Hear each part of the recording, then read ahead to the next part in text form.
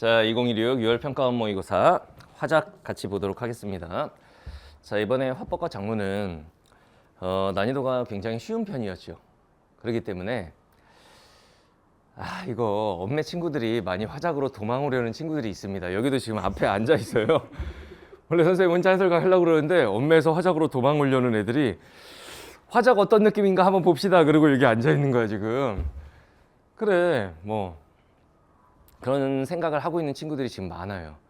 화작이 이번에 상대적으로 상당히 난이도가 좀 쉬웠고 언어와 매체가 되게 어려웠다는 아닌데 이 매체 쪽에서 애들 시간 이번에 되게 많이 뺏기고 하면서 그냥 화작으로 바꿀까? 왜냐면 지금 아니면 못 바꾸거든. 지금 바꾸면 이제 원서 접수를 화작으로 하면 되니까 그러니까 이제 할 수 있는데 그리고 남은 시간 동안에 화작 공부할 수 있는데 반대로 화작에서 엄매로 도망가는 도라이들이 있나? 그건 없겠죠? 친구들 중에 있니? 전에 여기 계셨던 분이 화작에서 엄매로 도망갈까? 아니에요. 본인이 하던 거 하는 게 좋습니다. 알겠죠? 근데 일단은 뭐 화법과 작문 어떻게 공부해야 되는지 그 방법론을 중심으로 얘기를 할게요. 이게 지금 선생님 막 읽으면서 하나하나를 설명하기가 민망할 정도의 난이도이기 때문에 그렇게 뭐 어렵지 않았어. 그래서 간단하게 문제 해설은 다 해줄 건데 공부 방향에 대해서 좀 얘기를 해줄게. 일단 화법과 작문이 여러분들 이 생각을 잘해야 돼. 화법과 작문이 이게 난이도 자체는 난이도는 엄매보다 쉬워요. 난이도는 엄매보다 쉬워. 그러니까 엄매를 하던 많은 친구들이 이제 화작으로 도망가 볼까? 뭐 이런 생각을 하는 건데 그런데 문제는 뭐냐면은 언어와 매체는 공부하는 과정에 문법이 들어있어서 좀 짜증이 나지만 문제 푸는 시간이 화작에 비해서 상대적으로 덜 걸려. 근데 화작은 이게 시간이 오래 걸려요. 언매에 비해서.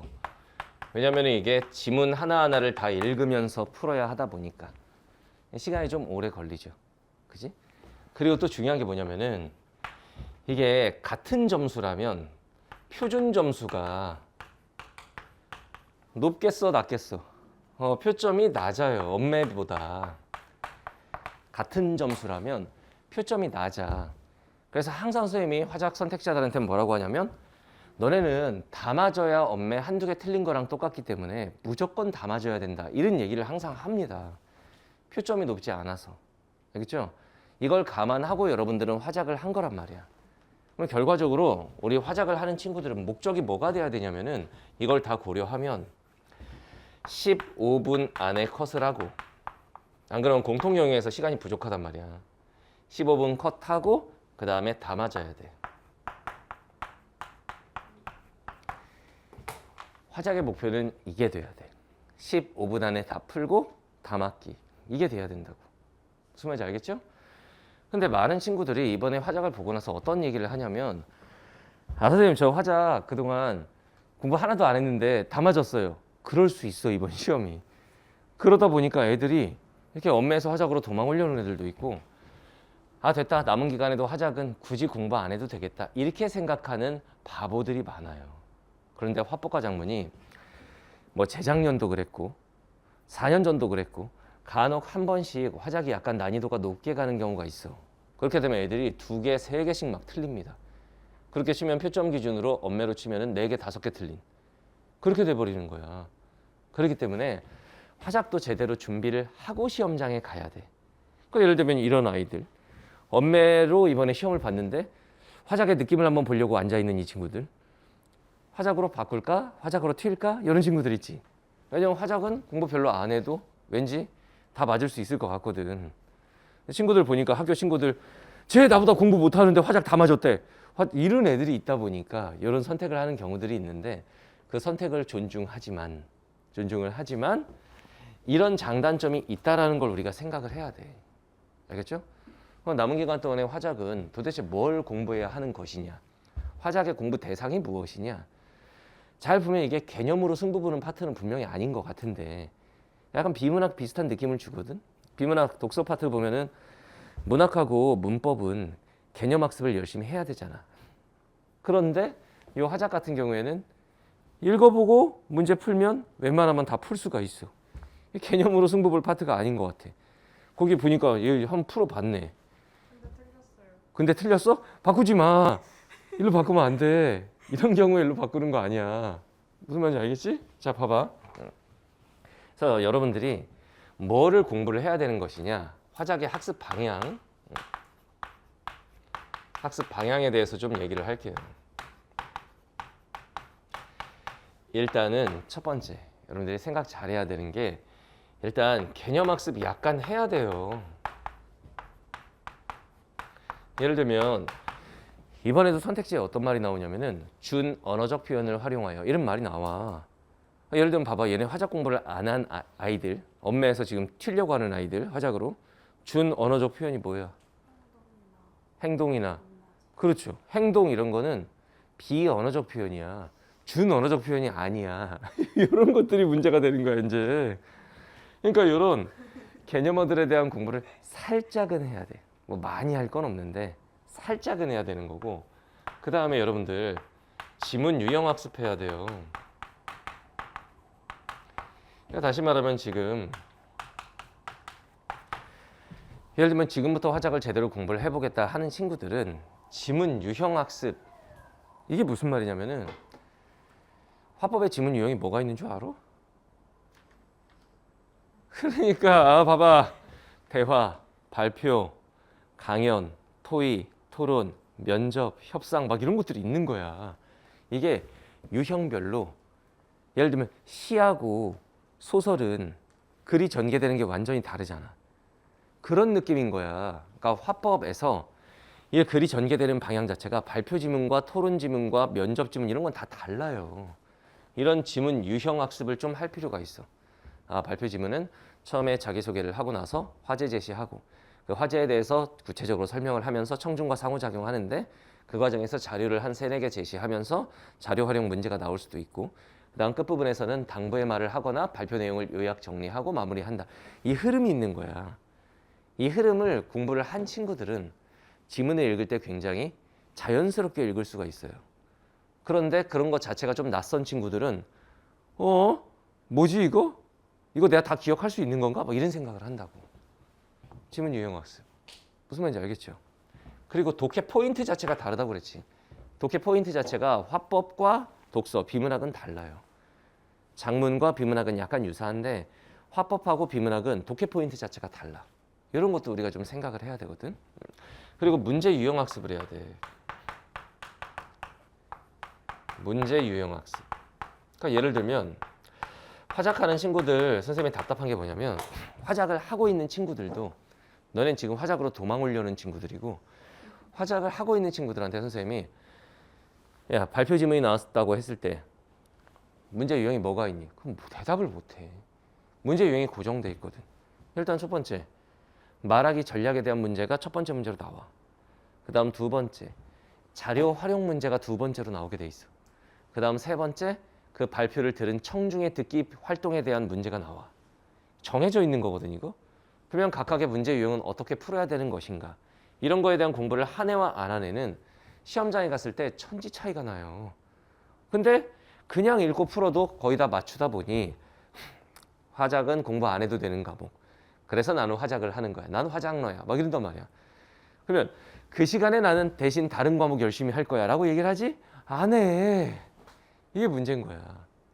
결론은 화작도 제대로 공부하고 가야 한다. 안 그러면 시험장에 갔을 때 쉬운데도 한두 개 틀렸다, 그럼 표점은 확 내려가는 거야. 엄매로 치면 3-4개 틀린 거지. 무슨 말인지 알겠죠? 이런 거 공부하는 거야. 오케이?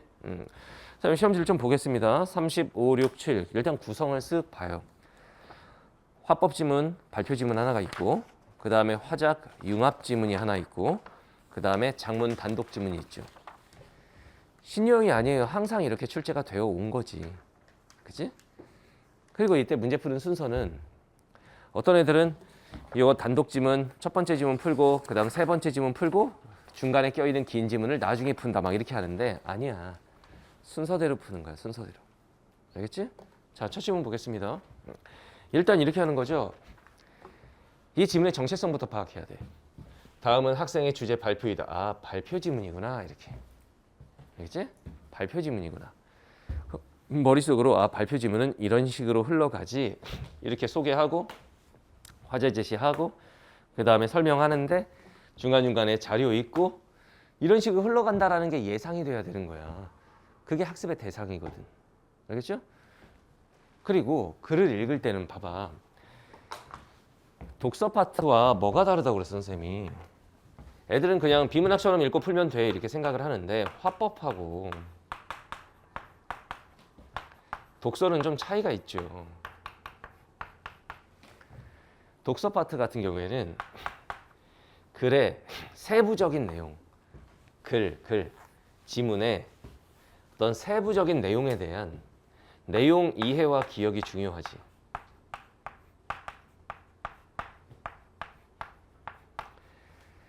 세부적인 내용 하나하나에 대한 이해와 기억이 중요하다고. 그런데 화법 같은 경우에는 화법이 말하기 방법이란 뜻이거든. 과목 정체성이 말하기 방법이야. 그러다 보니까 이 화법은 세부적인 내용 하나하나에 대해서 묻지를 않아요. 이거는 내용은 포인트만, 내용은 핵심 정도만 기억하면 되고 어디에 무게를 둬야 돼?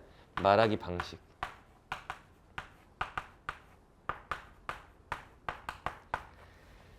말하기 전략에 포커스를 맞춰서 읽어야 되는 거죠. 그러니까 비문학처럼 그냥 똑같이 읽고 문제를 풀면 안 된다는 얘기야. 무슨 말인지 알겠죠? 자, 그리고 이런 것도 순서는 이렇게 되는 거야. 문제 푸는 순서가 아, 발표 지문이구나 하고 그냥 읽는 게 아니에요. 문제 분석을 먼저 하는 거야. 문제를 한번 봐봐. 문제 유형 파악, 문제 푸는 순서, 전략 이거 짜는 거죠. 자, 첫 번째 문제가 35번 위 발표자의 말하기 방식. 말하기 방식 문제는 비문학으로 치면 서술 방식 문제 같은 거지. 그러니까 읽으면서 말하기 전략을 잘 파악해야 돼. 여기 보면 이런 거 준 언어적 표현 이런 개념어 정도는 당연히 알고 있어야 되는 거고 행동 이런 거는 비언어적 표현이고 준 언어적 표현은 말할 때 따라 붙는 억양이나 목소리의 크기나 말하는 속도나 이런 거 말하는 거죠. 알겠지? 자, 다음 36번. 다음은 발표자가 보여준 자료이다. 그래, 자료 활용 문제가 항상 이렇게 나오게 돼 있어. 이런 문제는 글을 다 읽고 푸는 게 아니라 하나의 자료에 대한 설명이 끝나면 바로 그 자료와 관련해서 선택지를 보고 이렇게 풀어가야지. 안 그러면 시험장에서 어떻게 되는 거야? 비문학 지문처럼 계속 이렇게 돼. 이렇게 다시 찾게 돼. 그러면은 15분 안에 못 풀어요. 이런 문제 유형별 풀이법. 그 다음 37번. 발표 내용을 바탕으로 할 때 보기에 나타난 학생들의 반응. 봐봐. 이게 청중의 듣기 활동에 대한 문제인데 이거는 지문을 보고 푸는 게 아니죠. 보기에 나타난. 근데 이 문제를 지문에서 답의 근거를 찾으려고 하면 대책이 없는 거야. 이거는 그냥 학생 1을 읽고 이것도 다 읽고 풀면 안 돼. 학생 1을 읽고 학생 1과 관련된 선택지 보고 답 나오면 끝. 이렇게 가는 거거든 이게. 그렇게 해서 여러분들이 뭘 생각해야 되냐면은 어떻게 하면 시간을 좀 단축할 수 있을까를 생각을 하셔야 돼요. 알겠나요? 자, 35번 문제 말하기 방식. 답은 4번이죠. 청중의 질문을 듣고 청중이 질문을 한 적이 없어요 지금. 이런 것들 틀리면은 나락. 그렇죠? 나락가는 거야. 36번 어떻게 풀어야 된다? 이렇게 기억에 대한 자료가 끝났어. 설명이.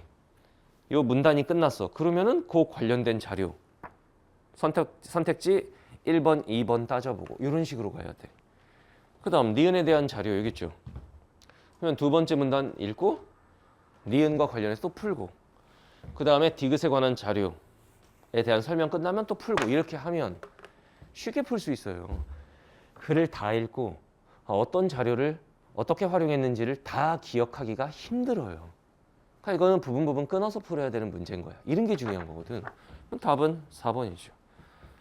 자료 3은 멸종위기 위험도에 따라 구분한 사이테스종의 수를 보여준다. 이거예요. 쉬운 문제입니다. 그 다음에 37번. 이것도 봐. 적절한 거 고르라고 했는데 학생 1을 딱 읽고 바로 선택지를 딱 보면 우리 집에 있는 선인장도 사이테스종에 해당하는지 찾아봐야겠어. 선택지 1번 딱 보면 학생 1은 발표에서 언급된 내용, 사이테스 중 추가적인 정보를 탐색하려고 한다. 자기가 좀 찾아봐야겠다 이거야. 맞구나. 답은 1번. 끝. 이렇게 가야 되는데 애들이 시간이 딜레이 되는 이유가 이런 거라니까. 읽어, 읽어, 읽어. 선택지 1번부터 따지기 시작해. 그러면은 학생 1이 이런 얘기를 했는지는 기억이 안 나 이제. 그럼 또 봐. 이런 문제야 바로. 바로 위에서도 마찬가지야. 다 읽고 나서 자료 3개를 가지고 선택지 1번, 2번 이렇게 따지다 보니 아니 이게 기억 그거와 관련이 있는 건가? 그러면 지문을 또 보는 거야 그 기억을. 여기서 발생하는 시간 딜레이 이게 문제인 거라고. 무슨 말인지 알겠죠? 자, 그 다음 넘겨보세요. 그 다음 38번과 42번 38에서 42번 여기서 여러분들이 잘 봤어야 되는 게 뭐냐면 봐라. 가는 시사 비평 동아리에 지원하기 위해 학생이 작성한 비평문. 일단 이게 장문이란 얘기죠. 장문, 비평문. 나는 가를 바탕으로 실시된 면접이다. 이게 화법이죠. 여기 선생님이 해주고 싶은 얘기는 뭐냐면은 보통 애들이 화작 선택자들이 공부를 할 때 발표 이런 질문 당연히 나올 거라 생각하고 공부를 해요. 그리고 토의 토론 이쪽 공부해. 그런데 면접 지문 제대로 공부한 애들은 거의 없습니다. 면접 지문이 진짜 오랜만에 나온 거야. 진짜 오랜만에. 이러다 보니까 분명히 대화, 발표, 면접, 토의, 토론, 협상 이게 분야가 있는데 그 중에서 애들이 어떤 식이냐면은 면접은 잘 안 나오니까 안 해도 돼. 이런 아이들이 있어. 그래서 발표, 토론 이런 것만 하는 거야. 이건 마치 이런 거죠. 비문학으로 치면 예술 지문이 분명히 비문학의 분야 중에 하나인데 예술 요즘 보니까 잘 안 나와. 나 예술 지문 쪽은 그냥 막 문제집 풀다가 예술 나오면 이건 안 풀어도 돼. 막 이런단 말이야. 그거나 똑같은 거야. 그러다가 시험장에 갔는데 이렇게 한번 걸렸다. 1년 더. 알겠나요? 그렇다고 뭐 1년은 무조건 더 한다는 건 아니지만 당연히 골고루 공부를 다 해둬야 돼. 그리고 이제 자주 나오는 발표나 토의 토론이나 이쪽을 좀 더 보강학습을 하는 거지. 한번 1차적으로 공부할 때는 다 하는 거고 그 다음 잘 나오는 파트는 보강학습하는 거고. EBS도 마찬가지지. EBS 뭐 문학 공부한다. 한번 공부할 때는 전작품 다 하는 거고 그 다음 두 번째부터는 나올 것 같은 중요 작품 위주로 하는 거고 이게 똑같은 거야. 알겠나요? 자, 이것도 이렇게 지문의 정체성이 파악이 되면 문제 분석에 들어가는 거예요. 문제 분석 해보자. 자, 38번. 가에 활용된 글쓰기 방식. 비문학 서술 방식 문제랑 똑같다고. 그러면 이건 어떻게 풀어야 되느냐? 가 끝나고 바로 봐야 되는데 굉장히 어리석은 애들이 가나형 지문 어떻게 푸는지 알지? 비문학에서. 똑같은 거란 말이야. 근데 가를 읽고 애들이 자연스럽게 이제 나를 읽어야겠고 그리고 나를 읽어. 그리고 가에 활용된 글쓰기 방식. 다 까먹었어. 그럼 가를 또 읽어. 야, 시간 안에 못 푸는 게 당연한 거야. 이러면 안 된다고. 가나형 지문은 가 끝나고 할 거 다 해야 돼. 가 끝나고 무조건 풀어야 되는 거야. 그 다음 39번. 다음은 가의 사문단의 초고야. 가의 사문단. 잘 봐. 사문단에 반영된 수정사항. 적절하지 않은 것은. 초고라고 하는 게 뭐냐? 초고가 뭐야? 엄매 선택자라 모르는 거야. 처음 작성한 원고란 뜻이야 이게. 글쓰기 전에가 아니라 글 쓴 거야. 이게 초고인데 봐봐. 초고 처음 쓴 원고는 완벽하지가 않겠지. 그러니까 수정할 부분이 있는 거야. 근데 순서를 잘 봐야 돼. 자, 가의 사문단의 초고가 이거고 그 다음 완성본이 지문인 거야. 그러면 요거를 고쳐 쓴 게 가의 사문단인 거야. 뭐가 달라졌나요? 이런 문제야. 이런 문제는 어떻게 풀어야 되느냐? 가의 사문단 끝나고 바로 풀어야 돼. 그리고 가의 사문단과 보기 박스를 비교해서 이렇게 차이 나는 부분에 이렇게 선생님처럼 밑줄을 쳐놓고 달라진 부분. 그러니까 이게 초고인데 지문으로 뭐가 달라졌느냐 이런 부분이 막 빠져 있고 막 이런단 말이야. 그런 것들을 딱딱딱 표시해 놓고 선택지 하나씩 매칭시켜 보면 답이 바로 나오는 거예요. 알겠나요? 자, 그다음 40번. 다음은 자, 40번 문제. 그나마 이 문제가 조금 헷갈리는 것도 아니야. 좀 복잡해. 살짝 문제를 복잡하게 구성을 한 거야. 뭐가 복잡하냐? 선택지가 길어 일단. 선택지 하나당 한 3줄씩 있죠? 왜? 여러분들은 이런 거 그냥 싫어하잖아. 여러분들의 특징. 길어? 싫어. 이거잖아. 이거야. 학생 1과 학생 2가 면접 질문을 준비하기 위해 가를 읽고 작성한 메모야. 가를 읽고 이렇게 메모를 했어. 이를 활용해서 만든 나의 질문에 대한 설명. 결과적으로 이 문제는 나에는 질문이 있고 면접자의 질문이 있고 피면접자의 답변이 있을 텐데 면접자, 피면접자가 무슨 말인지 모르겠지? 알아? 모르겠지? 알걸요? 그냥 엄매해. 자, 이게 뭐냐면은 질문이 있고 그에 대한 답변이 있을 텐데 그 질문들과 관련된 문제인 거야. 그 질문들에 주목하면 되는 거라고. 알겠죠? 이거는 나를 읽고 푸는 문제겠지. 그 다음에 41번 A의 발화. 그러면 이것도 딱 그 묶여놓은 부분에 대한 문제잖아. 그럼 A의 위치를 확인해. 나의 첫 부분이지. 그 A 부분을 읽고 바로 풀어야지. 이거 묶여 있는데 그냥 쓱 지나가고 나면 어떻게 되냐. 아, 거기 또 읽어야 돼. 그래서 선생님이 항상 뭐라고 그러냐면 문제 분석을 하고 그래서 문제 유형 파악, 문제 푸는 순서 전략 짜고 제한된 범위에 대한 문제는 그 위치 확인하고 아, 이쯤에서 한 문제 풀어야 돼. 이 생각하고 이게 다 뭐와 관련이 있느냐? 시간 단축과 관련이 있는 거야. 여러분들이 시간 단축과 관련해서 화작에서 제일 문제가 되는 건 뭐냐면 한 번에 끝낼 수 있었던 건데 그냥 거기 읽고 풀었으면 한 번에 끝낼 수 있었던 건데 그 타이밍을 놓쳐갖고 그냥 다 읽고 나서 나중에 한 번을 더 보게 되니까 그런 문제가 많아지면 시간이 2배 걸리는 거지. 이런 걸 잘 생각하라고. 알겠죠? 그 다음 42번. 답변 전략을 고려할 때 답변 전략. A에 들어갈 답변은 그러면 A의 위치를 봐봐. 그 끝부분에 있지. 그 끝부분에 바로 일로 와서 이 2개의 전략을 반영한 선택지를 고르시오. 이런 문제입니다. 어렵지 않아요. 자, 그러면 가부터 한번 안 읽어볼 거야. 어렵지가 않아. 지금 문제 어떻게 풀어야 되는지 그 과정을 설명했지. 자, 봐봐. 38번 글쓰기 방식. 선택지 1번 인증샷에 대한 거야. 구체적인 사례들을 끊어봐. 그래, 그 사례들이 나와요. 일관된 관점이 뭔데? 긍정적인 관점에서 보는 거죠. 그래서 답은 1번이에요. 그 다음 39번. 사문단하고 여기를 비교했을 때 적절하지 않은 것은 3번이죠. 예상 독자를 명시했느냐? 가의 사문단에 예상 독자 명시한 부분이 없어요.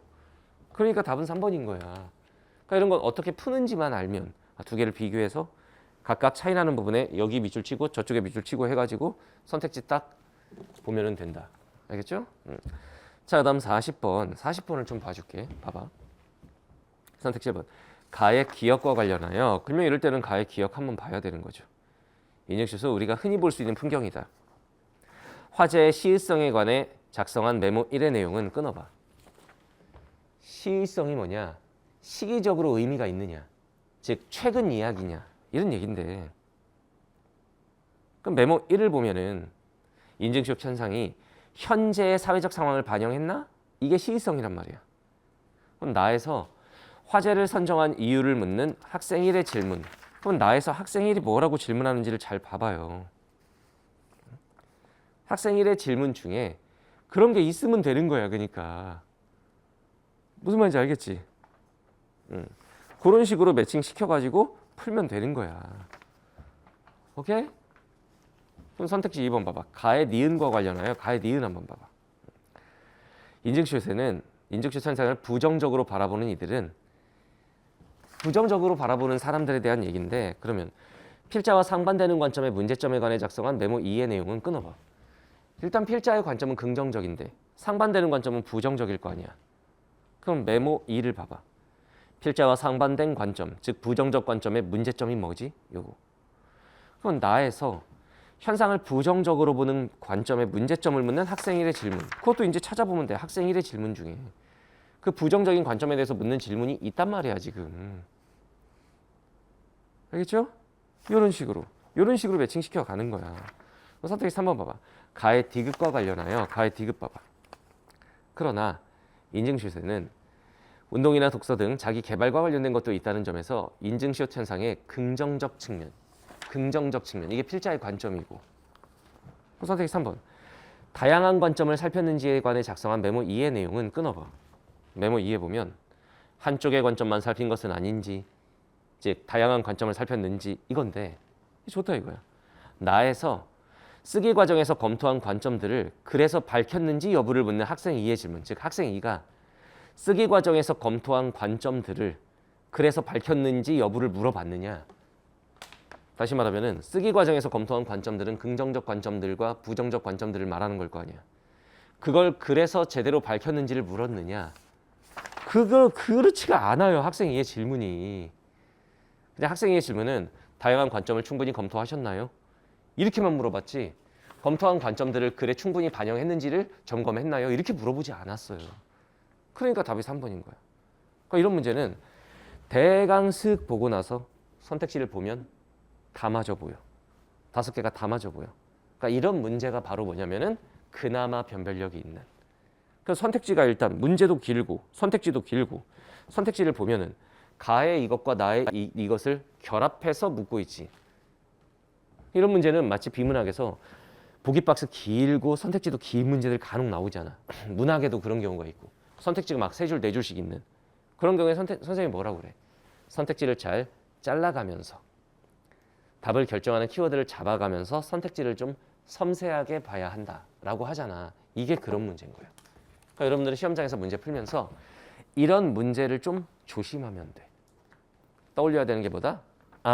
이 문제는 이것저것 합쳐서 지금 선택지를 구성한 걸 보니 선택지를 좀 꼼꼼하게 섬세하게 다뤄야겠구나. 이 생각을 하면 되는 거예요. 알겠나요? 난이도가 그렇게 높은 건 아니라고. 자, 다음 41번 A의 발화. 이런 거 틀리면 죽여버릴 거야. 그냥 A 읽고 풀면 바로 답이 나와. 학생이가 만약 동아리에 들어오면 아직 안 들어왔잖아. 가정하는 거잖아. 어떤 활동을 하고 싶어요? 답은 2번이죠. 예상되는 상황을 가정하여 만약 동아리에 들어오면 맞잖아. 답은 2번이에요. 이런 거. 그 다음에 42번. 답변 전략. 이거 만족시킨 거 고르라 이거야. 나의 특성을 밝히기 위해 자 타인의 평가 인용이 있어야 된다. 그러면 타인의 평가 인용이 없는 걸 일단 쳐내. 선생님 1번 선생님들께서 선택지 2번 없잖아. 타인의 평가가 이런 거부터 쳐내는 거야. 그러면 선택지 2-3개 날라가고 그 다음에 실제 경험을 언급하며 그동안의 노력 내가 어떤 노력을 했는지를 제시해라. 그래서 답이 1번이에요. 선생님들께 성실함의 대명사라는 말을 자주 듣습니다. 타인의 평가. 이러한 성실함을 토대로 다양한 기사를 읽고 꾸준히 비평문을 작성해 왔습니다. 그런 노력했다고. 됐지? 이런 거 틀리면 안 돼요. 너무 세게 말할 뻔했다. 유학이 빨라 이럴 뻔했어요. 이런 얼마나 쉽니 이런 문제. 그죠? 심팬지도 풀겠다 이씨. 자, 그 다음에 43번에서 45번. 이거 이제 장문 단독. 다음은 장문 상황. 여기 있네. 이를 바탕으로 학생이 작성한 초고. 여기 있네. 그리고 문제로 날아가는 거야. 다음은 초고를 쓰기 위해 학생이 세운 계획이다. 계획. 전형적인 일치 문제. 기억에서 미음이 있는데 초고에 반영되지 않은 것은 그냥 일치 문제입니다. 눈깔만 있으면 돼. 이런 거 실수로 틀리면 점수가 안 나오죠. 44번. 보기를 반영하여 초고의 제목을 작성할 거야. 표현하기 문제죠. 그러니까 장문 파트는 뭔지 알지? 문제 유형들이 정해져 있어. 글쓰기 계획, 그 다음 내용 생성하기, 내용 조직하기, 표현하기, 고쳐쓰기. 여기서 한 문제씩이 구성이 돼서 여기 3문제에서 반영되고 그 다음 앞에 융합해서 2문제 반영되고 이런 식인 거야. 알겠나요? 조건이 있네. 이 조건이. 이 조건을 다 충족시킨 것을 고르시오. 그 다음 45번 보기는 학생이 애들이 이런 거를 좀 무서워해요. 그냥 봐도 무섭지 문제가. 왜 무서워? 너무 길어. 이게 한 문제야 막 이런단 말이에요 애들이. 근데 막상 보면 이거 이렇게 푸는 거지. 봐봐. 초고를 보완하기 위해 추가로 수집한 자료이다. 자료 활용.